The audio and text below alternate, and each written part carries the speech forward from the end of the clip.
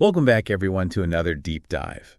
And today we're going to be tackling something that might seem a little intimidating at first, machine learning. Oh, yeah, definitely. But trust me, we're going to peel back the layers and really explore how machines can learn from data. That's right. Without needing, those explicit instructions that we're used to in traditional programming. Yeah, it's like we're flipping the traditional programming model on its head. Instead of saying, do this, then do this, then do this, we just give it a bunch of data and let it figure it out. We're essentially teaching computers to learn. Yeah, that's a really good way to put it. So it's like, okay, instead of giving the computer a recipe to bake a cake, right, we're showing it like a bunch of different cakes. Exact. And it's figuring out the baking process itself. That's a great analogy. And just like a baker gets better with practice, the more data we feed these machine learning algorithms, the better they become at recognizing patterns, making predictions, and ultimately solving problems. So how does that actually work? How do we go from like a pile of data to a computer program that can actually do something useful? It all starts with the idea that there are underlying patterns in the data. Okay. Think about it. Every time you sit down in a chair, you're interacting with a set of features that define what a chair is. Right. It has a seat, it has a back, maybe some legs. Yeah. And these machine learning algorithms are designed to pick up on those subtle but consistent features. So the computer's essentially sifting through like mountains of data. That's right. Looking for those telltale signs that define okay, this is a chair, this is a cat, this is whatever. A winning chess move. Exactly. And once it's learned those patterns, it can apply that knowledge to new data, making predictions or classifications. It's like teaching a computer to recognize a cat by showing it thousands of pictures of cats. Eventually, it'll be able to spot a cat in any image, even if it's a cat it's never seen before. Right. But I'm guessing it's not always that straightforward. Real-world data is messy, right? Not everything fits neatly into these predefined categories. You're absolutely right. And that's where things get really interesting. Yeah. Real-world concepts are often what we call disjunctive, meaning they can be satisfied in multiple diverse ways. Okay. So let's take the concept of a chair again. A beanbag chair, rocking chair, an office chair. They're all chairs, but they look very different. Yeah, they are all chairs. So it's not just about finding, a single set of rules that defines a concept. It's about recognizing the many different ways that concept can kind of manifest itself in the real world. Precisely. And this is where machine learning algorithms have to deal with what we call a combinatorial explosion of possible concept definitions. Okay. The number of potential combinations of features that could define a concept becomes astronomically large. Oh, okay. I see. I'm starting to see the challenge here. It's not just about finding patterns. Yeah. It's about navigating this vast, complex landscape of possibilities. Yeah. And that's where the real power of machine learning comes in. These algorithms are designed to handle that complexity, to sift through mountains of data and find the signal in the noise. They can identify patterns that humans might miss, and they can do it at a scale that would be impossible for us to replicate. So it's like having a team of superpowered detectives. Right. Constantly combing through evidence. Yes. Looking for those hidden connections and clues. That unlock the mysteries of the data. That's a great way to put it. And as we delve deeper into this world of machine learning, we'll see how these detectives operate, how they learn, and how they're being used to solve some of the most challenging problems facing humanity. Now, I know that there are different approaches to machine learning, different schools of thought, so to speak. Mm-hmm. Could you give us a sneak peek into what we'll be exploring next? Absolutely. Within the field of machine learning, there are 5 main tribes, each with its own unique philosophy and set of tools. We'll be meeting the symbolists, the connectionists, the evolutionaries, the Bayesians, and the analogizers. Okay, that's quite a lineup. It sounds like we're about to embark on a fascinating journey through the minds of the machines. It is indeed. And along the way, we'll unravel the mystery of the master algorithm. Ooh. The ultimate goal of machine learning. A single algorithm capable of learning anything. I can't wait. We'll be back after a short break to continue our deep dive into the world of machine learning. Stay tuned. Stay tuned. Welcome back. Let's dive into these 5 tribes of machine learning that we mentioned earlier. Okay. Yeah. Each of them has a very unique perspective on how machines can actually learn, and they've each got their own strengths and weaknesses. Okay, so it's like a diverse group of experts, each bringing their own insights and tools to the table. Yeah. Where should we start? Well, let's begin with the symbolists. Okay. They approach learning from like a logical perspective, seeing it as the inverse of deduction. They believe that all knowledge can be represented as symbols and relationships between those symbols, much like, the way we use language and logic to understand the world.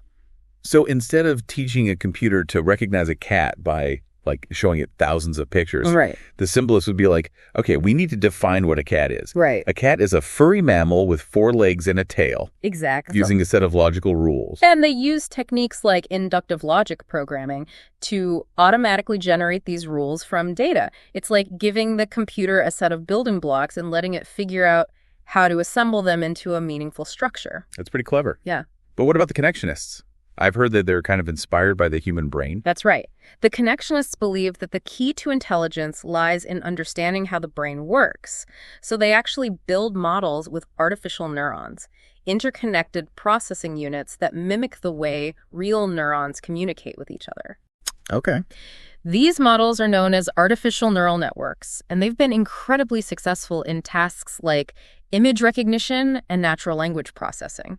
So it's like we're trying to reverse engineer the human brain. Yeah. Create like a digital version that can learn and adapt just like we do. Precisely. And one of the most exciting things about neural networks is their ability to learn these complex patterns without explicit programming. We simply feed them data, and they adjust the connections between neurons to optimize their performance on a given task. It's a powerful and somewhat mysterious process. Mysterious indeed. Now, what about the evolutionaries? They sound like they're taking a page from Darwin's playbook. They are. The evolutionaries draw inspiration from biological evolution. They're using algorithms that simulate natural selection to create and optimize solutions. One popular technique is genetic programming, where computer programs are treated like organisms that can evolve and adapt over time. So instead of designing an algorithm from scratch, Right. we're like setting up a digital ecosystem where algorithms compete for survival. Exactly. And the fittest ones kind of reproduce and pass on their traits. Exactly. It's a digital version of survival of the fittest. It's incredible. It's like we're harnessing the power of nature to create these intelligent machines. Now we have 2 more tribes to explore, the Bayesians and the analogizers. Let's talk about the Bayesians first. I've always found their approach to be really intriguing, but I'll admit that math can be a bit intimidating.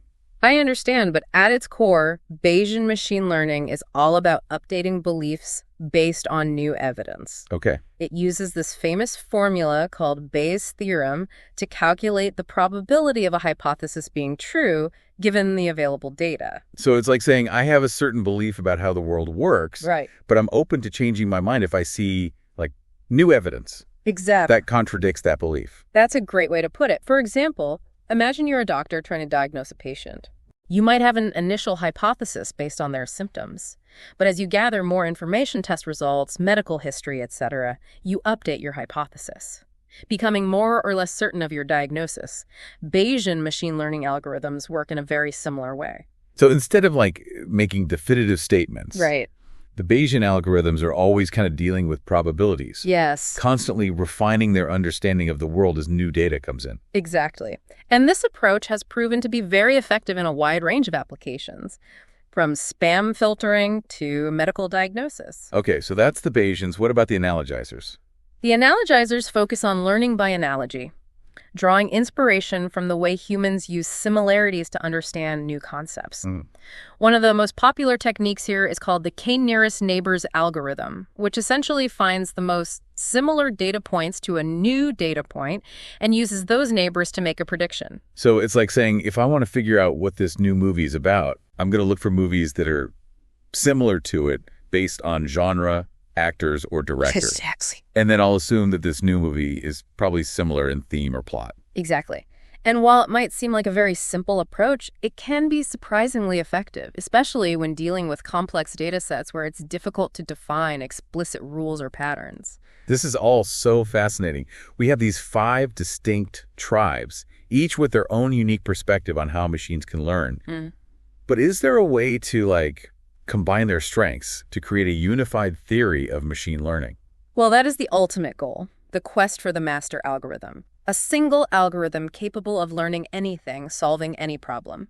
It's a bold ambition, but as we explore these different approaches, we might just uncover the fundamental principles that underpin all forms of learning, both biological and artificial. Well, I'm definitely ready to delve deeper into this quest for the master algorithm. But we'll have to save that for our next installment. We'll be back shortly to continue our deep dive into the world of machine learning. Stay with us.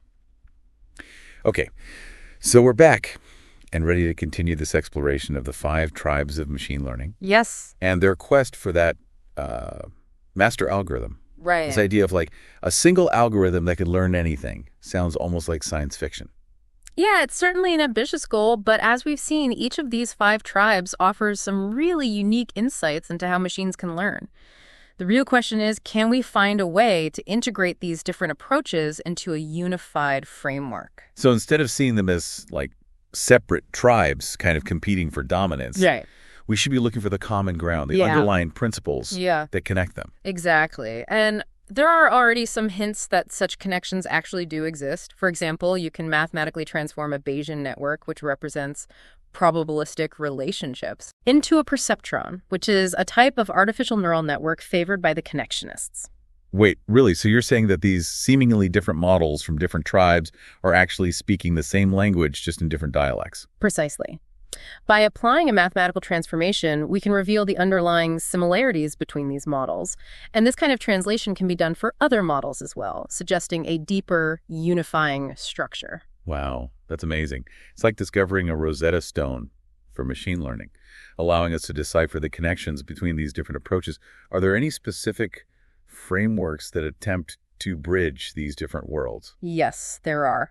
One very powerful concept that attempts to do just that is Markov logic networks, or MLNs for short. Okay, I'm ready to dive into MLNs. What are they all about?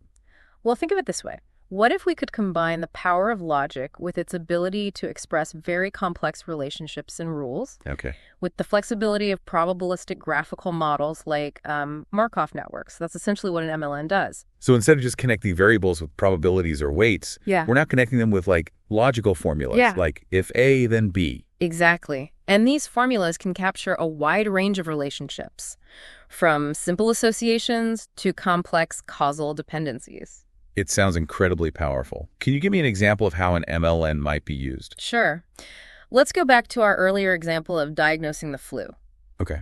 An MLN could capture the rule: if someone is exposed to the flu virus, they are more likely to get sick. Right. But it could also capture more nuanced rules like, if someone is exposed to the flu virus and they have a weakened immune system, they are even more likely to get sick. So we're building like this web of logical relationships. Yes. And each connection is like a little piece of knowledge about how the world works. Right. And because we're using logic, we can express these relationships in a way that's like both precise and human understandable. Exactly. And what's even more amazing is that MLNs can learn these logical relationships from data just like other machine learning models. So we could like feed an MLN a data set about flu cases. Right. And it can start to like piece together the rules that govern how the virus spreads. Exactly. And who's most susceptible. It's like having a digital epidemiologist. Wow. And MLNs have been applied to a wide range of problems, from natural language understanding to social network analysis. They represent a significant step towards this master algorithm. Yeah. A single framework that can capture and learn many different types of knowledge. This is all so incredibly mind-blowing. It seems like we're on the verge of a major breakthrough in artificial intelligence. What are some of the challenges that still kind of lie ahead in this quest for the master algorithm? Well, I think one of the biggest challenges is scalability. As we move towards more complex and data-rich problems, we need algorithms that can handle the sheer volume of information. So it's not just about having a brilliant algorithm. Right. It's also about having the computational horsepower to run it on these massive data sets. Exactly. And this is where advances in things like parallel processing and distributed computing become crucial. We need to find ways to break down these complex learning tasks into smaller pieces that can be tackled simultaneously by many processors. It's like building a supercomputer for machine learning, a digital brain capable of learning from like mountains of data. That's a great analogy. And as we continue to push the boundaries of machine learning, we'll undoubtedly encounter new challenges and new opportunities. But one thing is certain: This field is rapidly evolving, and it's poised to have a profound impact on our lives in the years to come. Well, this has been an incredible journey through the world of machine learning. It has. We've explored how machines can learn from data, met the 5 tribes of machine learning, and delved into the quest for that master algorithm. If you found this deep dive as fascinating as we did, be sure to like, share, and subscribe to The Deep Dive for more explorations into the world of knowledge and ideas. Thanks for listening.